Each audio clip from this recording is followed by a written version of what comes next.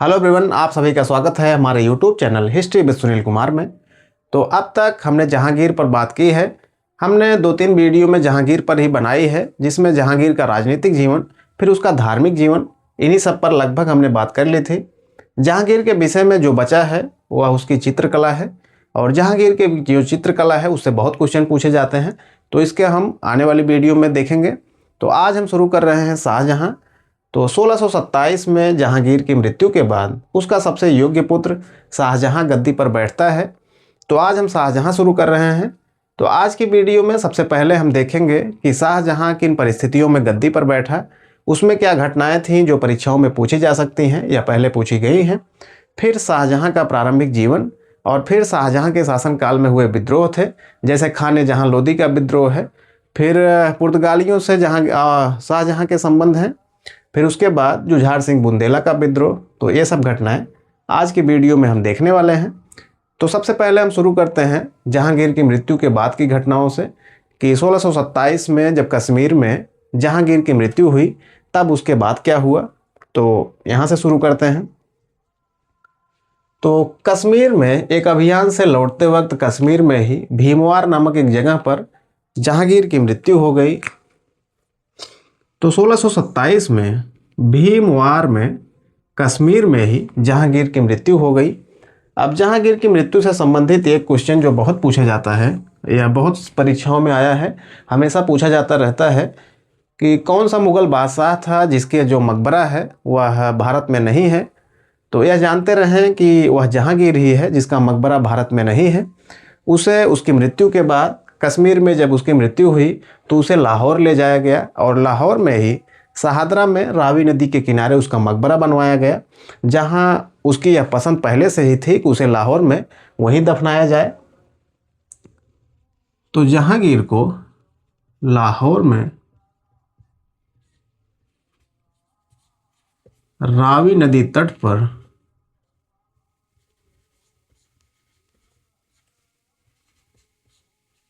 शहादरा में दफनाया गया।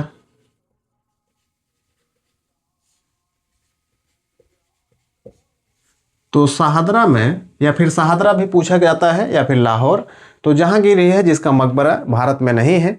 और बाकी देखेंगे आप तो अकबर का सिकंदरा में है, औरंगजेब का औरंगाबाद में है, शाहजहाँ का आगरा में है ही जो ताजमहल है। और फिर इसी तरह से बाबर का भी, बाबर की मृत्यु तो हुई आगरा में थी, लेकिन उसे बाद में उसे भी लाहौर में दफनाया गया था। शायद काबुल में उसे दफनाया गया था, सॉरी लाहौर में नहीं। बाबर को आगरा से ले जा करके बाद में काबुल में दफनाया गया। तो ये हुआ। तो जहांगीर की मृत्यु के बाद उसे लाहौर में शहादरा में रावी नदी के तट पर दफनाया गया, वहीं उसका मकबरा है। अब जब शाहजहाँ की मृत्यु हुई तो उस समय जहांगीर की जब मृत्यु हुई 1627 में, तो उस समय शाहजहाँ दक्कन में था। तो फिर जब दक्कन में था तो ऐसी स्थिति में जहांगीर के मरते ही उसके ससुर आसफ खान और आसफ खान की बेटी जो अर्जुमंद बानो बेगम थी, उससे शाहजहाँ का विवाह हुआ ही था। इसको हमने पहले बात बताया ही थी। तो जहांगीर की मृत्यु के बाद शाहजहाँ उस समय दक्कन में था। तो जब शाहजहाँ दक्कन में था तो उसके ससुर आसफ खान को लगा कि शाहजहाँ भी यहाँ है नहीं, और फिर किसी को वह गद्दी पर बैठा देता हूँ, नहीं तो हो सकता है कि जहांगीर के जो दूसरे पुत्र हैं यानी कि शहरयार, परवेज भी था उसमें, तो हो सकता है कि ये लोग गद्दी पर कब्जा ना कर लें। तो इस वजह से गद्दी खाली न रहे, इसलिए आसफ खान शाहजहाँ का ससुर है, उसी की बेटी अर्जुमंद बानो बेगम से शाहजहाँ का विवाह हुआ था। तो आसफ खान ने दावर बख्श को सम्राट घोषित कर दिया, बस इसलिए दिखावे के लिए कि जिससे गद्दी पर कोई दावेदार, मतलब कोई सम्राट बन जाए और कोई दूसरा पुत्र उस पर दावा न करने पाए, और उधर तब तक शाहजहाँ आगरा आ ही जाएगा, तो फिर उसको बैठा दिया जाएगा, और वैसे हुआ भी आगे। तो आसफ खान ने दावर बख्श को गद्दी पर बैठाया, और दावर बख्श के विषय में इतिहासकार कहते हैं कि दावर बख्श एक बलि का बकरा था। तो दावर बख्श को ही बलि का बकरा कहा जाता है, क्योंकि आसफ खान ने अपने दामाद शाहजहाँ के लिए ही इसे बलि का बकरा बनाया कि गद्दी खाली न रहे, बस इसीलिए बैठाया। और जैसे ही शाहजहाँ वापस आ गया, इसने दावर बख्श की भी हत्या करवा दी, और फिर जहांगीर के दो दूसरे पुत्र थे उनकी भी उसने हत्या करवा दी। तो दावर बख्श को बलि का बकरा बना करके आसफ खान ने सम्राट बनाया, लेकिन बाद में जैसे ही शाहजहां वापस आ गया आगरा तो आसफ खान ने ही गद्दी के सभी दावेदारों की हत्या करवा दी। तो चाहे वह दावर बख्श हो चाहे वह परवेज हो, तो जहांगीर के जो भी अन्य पुत्र थे जो गद्दी पर दावा कर सकते थे, आसफ खान ने उन सभी की हत्या करवा दी। तो ये सब घटनाएं हुई और फिर अब शाहजहां आगरा आ चुका है। अब गद्दी का कोई दावेदार बचा नहीं, अब शाहजहां अकेला ही बचा है। अब उसका राज्याभिषेक होगा आगे। तो अब इसमें जहांगीर की मृत्यु के बाद उसकी पत्नी नूरजहां, जिसका उसके शासनकाल में बहुत प्रभाव था, इस पर हमने नूरजहां के ऊपर जो वीडियो बनाई थी उसमें बताया था कि नूरजहां का कितना महत्व था और महाबत खान से लड़ने में और फिर जहांगीर के शासन में अस्थायित्व लाने में, उसको मजबूत बनाने में नूरजहां की कितनी भूमिका थी। तो नूरजहां के विषय में भी थोड़ा सा जाने कि जब जहांगीर की मृत्यु हुई 1627 में, तो नूरजहां ने सार्वजनिक जीवन से खुद को दूर कर लिया और फिर वह चली गई लाहौर। और फिर शाहजहां ने उसे 2 लाख रुपए की पेंशन दे दी और फिर लाहौर में ही नूरजहां अपनी बेटी लाडली बेगम के साथ लाहौर चली गई और वहीं लाहौर में ही उसकी मृत्यु हो गई। और लाहौर में ही नूरजहां का बाद में जहांगीर दफन किया गया, जहांगीर के मकबरा जो लाहौर में शाहदरा में है वहीं पर नूरजहां को भी दफन किया गया। तो नूरजहां जहांगीर की मृत्यु के बाद सार्वजनिक जीवन से अलग हो गई और शाहजहां द्वारा उसे 2 लाख रुपए की पेंशन दे करके लाहौर भेज दिया गया। तो इस तरह से नूरजहां की भी कहानी अब यहीं पे ख़त्म होती है। तो अब हम आते हैं शाहजहां पर कि अब शाहजहां कैसे गद्दी पर बैठता है, फिर आगे की घटनाएं जो शाहजहां के विषय में पूछी जाती हैं। तो सबसे पहले हम जानते हैं कि शाहजहां का जन्म कहाँ हुआ। तो 1592 में लाहौर में शाहजहां का जन्म हुआ। शाहजहां के जन्म से की तारीख से कोई मतलब नहीं है हमें, इससे कभी कोई कुछ पूछे जाने की संभावना बहुत कम बनती है। शाहजहां के विषय में जो सबसे महत्वपूर्ण है वह है उसका जन्म स्थान, वह लाहौर, क्योंकि यह एक पूछा गया है क्वेश्चन कि कौन सा मुग़ल बादशाह था जिसका जन्म लाहौर में या भारत से बाहर हुआ था। तो इस वजह से शाहजहां का जो जन्म है वह लाहौर में हुआ 1592 में। और जबकि देखेंगे आप औरंगजेब का गुजरात में पंचमहल में दोहाद में, और फिर अकबर का भी जहांगीर सब यहीं जन्मे, लेकिन जो शाहजहां है इसका जन्म लाहौर में हुआ। शाहजहां का जो मूल नाम था वह सिहाबुद्दीन था। तो सिहाबुद्दीन शाहजहां का मूल नाम था, लेकिन अकबर ने उसका नाम खुर्रम रखा था, यानी कि खुशी देने वाला। तो ज़्यादातर उसे खुर्रम के नाम से ही बुलाया जाता था। तो यह खुर्रम नाम अकबर ने रखा था और उसका मूल नाम वैसे तो सिहाबुद्दीन था। अब शाहजहां की माता की बात करें तो उसकी माता भी महत्वपूर्ण है, क्योंकि एक क्वेश्चन और इससे पूछा जाता है कि कौन सा मुग़ल बादशाह था जिसकी माता राजपूत राजकुमारी थी। तो वह शाहजहां ही है। उसकी माता जगत गोसाई जो एक राजपूत राजकुमारी थी। वैसे तो जहांगीर की माता भी राजपूत राजकुमारी थी, हरखाबाई। तो शाहजहां की भी माता जो जगत गोसाई, जिन्हें जोधाबाई के नाम से जाना जाता था, ये जहांगीर की सबसे प्रिय पत्नियों में से थी और इन्हीं से शाहजहां का जन्म हुआ। तो जगत गोसाई या जोधाबाई से शाहजहां का जन्म हुआ और फिर 1628 में ही 1627 में जहांगीर की मृत्यु हुई थी और 1628 में शाहजहां का राज्याभिषेक हुआ, वह भी आगरा में। तो अभी सब मुग़लों की राजधानियां आगरा ही हैं, क्योंकि आप जानते हैं कि बाबर भी जिस समय बाबर ने आक्रमण किया उस समय लोदियों का जो खजाना था, लोदियों का जो केंद्र था वह आगरा ही था, जिसे सिकंदर लोदी ने बसाया था 1504 में। तो तब से राजधानी अभी तक आगरा ही है। अब शाहजहां ही है जो शाहजहानाबाद दिल्ली में एक नए राजधानी का निर्माण करता है और फिर राजधानी आगरा से दिल्ली चली जाती है और फिर उसके बाद राजधानी दिल्ली ही रहती है।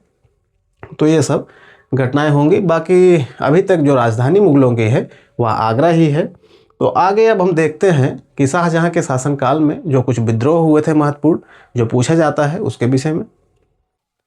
तो अब हम शाहजहां के शासनकाल में हुए विद्रोहों की बात करते हैं।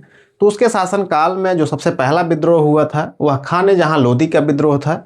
तो इसी वजह से यह विद्रोह ज़्यादा महत्वपूर्ण है, क्योंकि यह शाहजहां के शासनकाल का पहला विद्रोह था। तो हो सकता है कि यह कभी पूछा जाए। तो इसको जानते रहें कि शाहजहां के शासनकाल में जो पहला विद्रोह हुआ वह खाने जहां लोदी का विद्रोह था।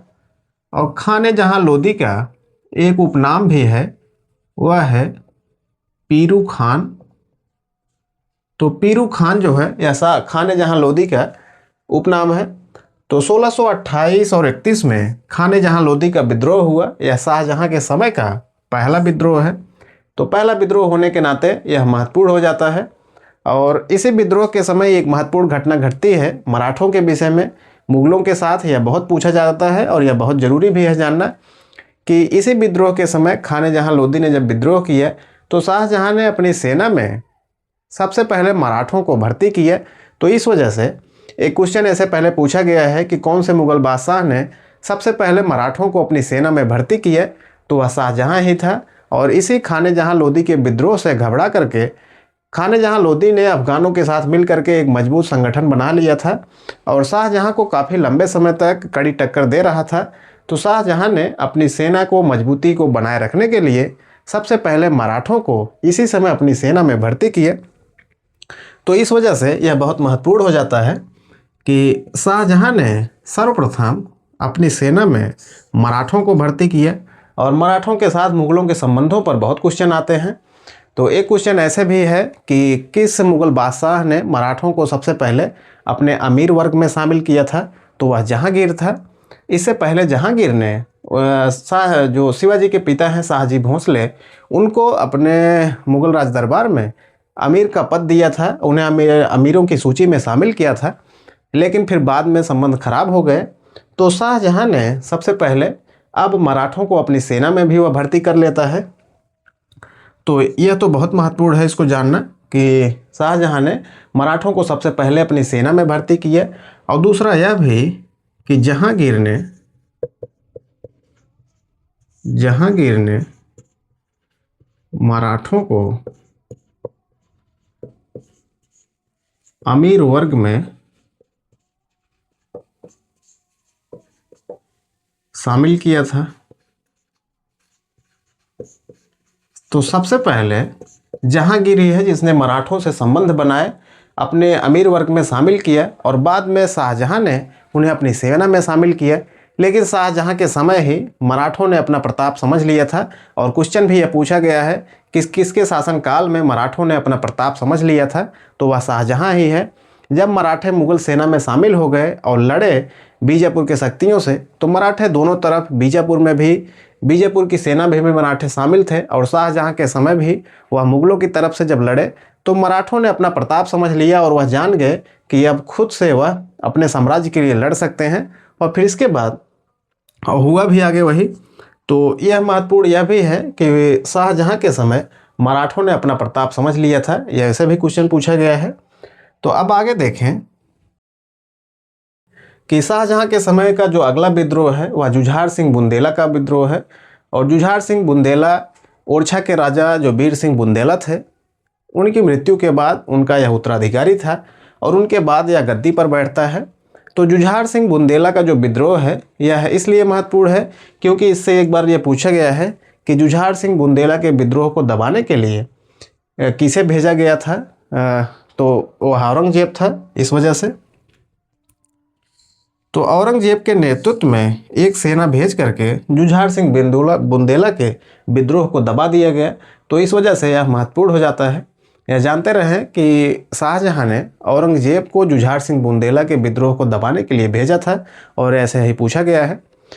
फिर आगे हम देखें तो अब सबसे ज़्यादा जो ज़रूरी है, शाहजहां के शासनकाल में पुर्तगालियों से जो संघर्ष है और पुर्तगालियों का जो दमन शाहजहां ने किया उसके विषय में अभी पिछले ही साल 2025 में यूपी असिस्टेंट प्रोफेसर में यह पूछा गया था कि शाहजहां ने 1631-32 में पुर्तगालियों के दमन के लिए किस सेनापति को भेजा था। तो इस वजह से पुर्तगालियों से विषय में इसमें हम आगे देखते हैं क्या हुआ। तो उस समय पुर्तगालियों का जो केंद्र था वह हुगली था। और पुर्तगाली आप जानते हैं कि काफ़ी शाहजहां के समय तक लगभग उन्हें 100 साल से अधिक हो गए थे बंगाल में बसे हुए, क्योंकि 1498 में वास्को डी गामा पहली बार कालीकट में आता है। लेकिन उसके बाद कुछ ही साल बाद पहला पुर्तगाली गवर्नर अल्मीडा 1505 में पहला पुर्तगाली गवर्नर बनकर आता है और तब से पुर्तगालियों का बंगाल पर भी धीरे धीरे वहाँ से व्यापार वह कर रहे थे और वहाँ उनकी कार्यप्रणाली व्यापारिक गतिविधियाँ लगातार चल ही रही थी। तो उस समय पुर्तगालियों का जो केंद्र था वह हुगली था और जो इसमें पहला पुर्तगाली जो वायसराय था, पहला पुर्तगाली वायसराय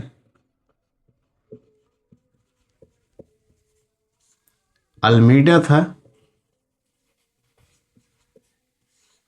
अल्मीडा जो 1505 में पुर्तगाली वायसराय बना और वह 1509 तक वायसराय रहा और इसके जाने के बाद ही अल्बुकर्क आया, जिसे भारत में पुर्तगालियों के साम्राज्य का वास्तविक संस्थापक कहा जाता है। तो अल्मीडा वही व्यक्ति है जिसने ब्लू वाटर पॉलिसी या फिर शांत जल की नीति, नीले पानी की जो नीति है वह चलाई थी। तो अब ये पुर्तगाली जो बंगाल में अपना अड्डा जमाए हुए थे शाहजहां के समय, और फिर हुगली में ही उनका बंगाल में नमक के व्यापार पर एकाधिकार था। तो पुर्तगालियों का नमक के व्यापार पर उस समय एकाधिकार था। तो अब पुर्तगालियों से शाहजहां के कैसे संबंध बिगड़ गए, कैसे उनमें उसे दबाने के लिए कासिम खान को भेजना पड़ा, तो बताते हैं कि जो पुर्तगाली थे वहाँ धर्मांतरण पर लोगों को ईसाई बना रहे थे, वह धर्म परिवर्तित करा रहे थे और साथ में जो दासों का व्यापार है उसमें भी हाथ डाल रहे थे, यानी कि वह खुद ही दास लोगों को, बच्चों को दास बनाकर बेच रहे थे। और साथ में यह भी कई इतिहासकार बताते हैं कि जो मुमताज़ महल थी शाहजहां की बीवी, उसकी कुछ दासियों को भी पुर्तगालियों ने पकड़ लिया था और कुछ जहाज़ों को भी अपने कब्जे में ले लिया था।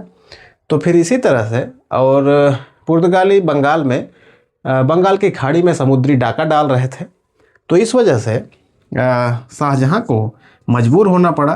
तो पुर्तगालियों की जो समुद्री डकैती है, उनका धर्मांतरण है और दास व्यापार में उनका जो हाथ है, इन सभी के चलते शाहजहां परेशान हो गया और उसे बंगाल से मुग़ल सेनापति ने यह बताया कि कैसे पुर्तगाली अत्याचार मचाए हुए हैं, बंगाल की खाड़ी में लूटपाट चल रही है।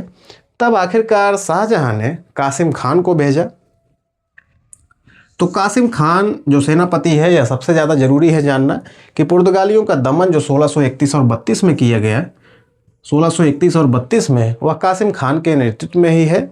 तो इसमें कासिम खान के नेतृत्व में पुर्तगालियों के विद्रोह को दबा दिया गया पूरी तरह से, और जिस पर पुर्तगालियों का जो गढ़ था, पुर्तगालियों का जो केंद्र था हुगली, उस पर मुग़लों का कब्जा हो गया। तो हुगली पर मुग़लों का कब्जा हो गया। तो इसमें पुर्तगालियों के दमन में 2-3 चीज़ें बहुत ज़रूरी हैं जाननी, कि पुर्तगालियों का जो केंद्र था वह बंगाल नहीं बल्कि हुगली था, और पुर्तगालियों के दमन के लिए शाहजहां ने भेजा था कासिम खान को और हुगली पर उन्होंने कब्जा कर लिया। और यह घटना है 1631 और 32 की। और पुर्तगालियों के साथ जहांगीर के जो संबंध थे, इसको हमने जहांगीर वाली वीडियो में बताया था कि कैसे मुकर्रब खान को जहांगीर ने भेजा था, और जबकि शाहजहां ने कासिम खान को भेज करके पुर्तगालियों का जो दमन है, उनका दो बंगाल में उनकी जो समुद्री डकैती है, इससे छूट दिलाई थी और हुगली पर कब्जा कर लिया था।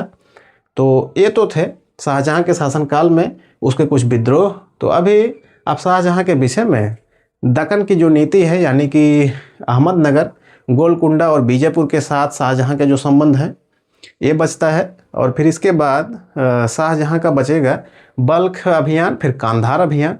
यही 2-3 घटनाएं बहुत महत्वपूर्ण हैं जानने, और इससे बहुत क्वेश्चन आते हैं, तो हम उसको देख लेंगे और फिर इसके बाद तब आगे बात करेंगे। तो आज के वीडियो में इतना ही था। तो अब हम कल के वीडियो में बात करेंगे कि शाहजहां की जो दक्कन अभियान है, यानी कि अहमदनगर, गोलकुंडा और बीजापुर के साथ उसका जो संबंध है, और अहमदनगर का मुग़ल साम्राज्य के प्रत्यक्ष नियंत्रण में आना, फिर मुग़लों का बल्ख अभियान जो शाहजहां के शासनकाल में सबसे महत्वपूर्ण अभियान माना जाता है, फिर कांधार पर उसकी जो अभियान है वह सब। तो यह सब वीडियो हम आगे अगले वाले में कल में देखेंगे।